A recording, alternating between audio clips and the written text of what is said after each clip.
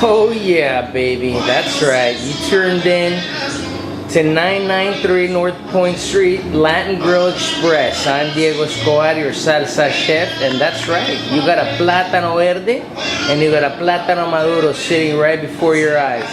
Now, what we're gonna do next with that is a staple of Latin American culture, okay? It's like mashed potatoes for us Americans out here. Now, over there in the background, what you have is a little bit of Guillermo Portavales, you know, talking about el mojito, no? El mojo, the garlic marinade that they put on the yuca, that they put on the meats, that they put on everything, you know? So, this is the kind of music that I like to listen to, you know, the salsa chef when he's doing stuff like this, you know? You gotta be passionate about what you do, okay? So, this here is el plátano verde, this here is el plátano maduro, you know, like the song. ¿Qué es lo que quiere esa negra? ¿Qué es lo que quiere esa negra?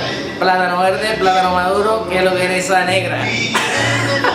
Okay, enough clowning around because it's not gonna pay the bills. I don't even want to remind myself. Okay, let's keep going. So, plátano maduro. This is the easy one. Now, this is where we get the sweet fried plantains from, right?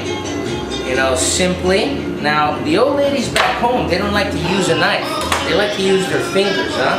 They say using the knife makes the plantain go bad. Call it a wives' tale, old wives' tale, call it a myth. You know, it has some validity. Something that's been around and you hear for so long has to have some validity.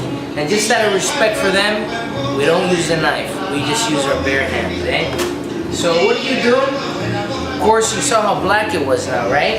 Now, that plantain looked like this when it first got to the markets, huh? This is the plátano verde. This is where we get the tostón from, or tostada de plátano, as they say in Colombia and the rest of South America. At least in some parts of South America, okay?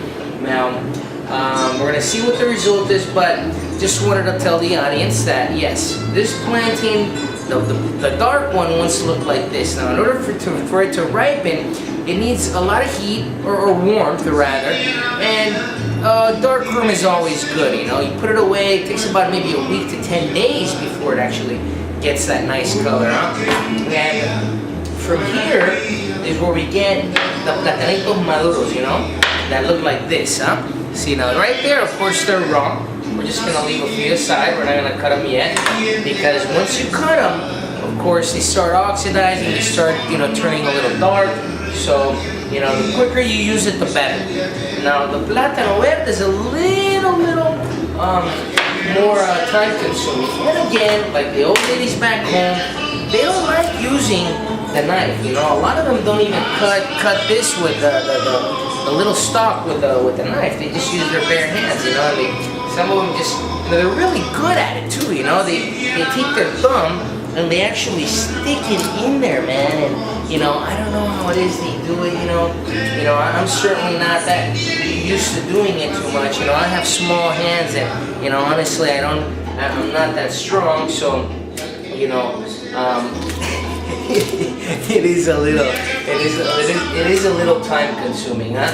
But well worth it considering you're gonna have a beautiful round little plantain that has a crunch and texture like nothing else in Latin American kitchens. Now, people love them, and you know they're typically used as hors d'oeuvres. People slap meat on them, you know, just they put ají on them, which is basically a salsa, a hot salsa, picante. You know, a little onion, you know, a little anything, a little chimichurri or any of the sauces that we make here at the Latin Grill Express, of course, eh? So, once we have this, we take the skin off. It goes into compost here in San Francisco. That's what we do in every single restaurant in town, at least I hope. Compost, recycling, garbage, all separate. Okay, so we got the plantain. See how the difference is, you know, we got the really ripe plantain, we got the unripened plantain. Now what we do is simply, we just tear off chunks, just like this, huh? Now, what we're gonna do is stick a couple in the fryer, and we'll return to see what the result is. Because there's two steps to this, okay?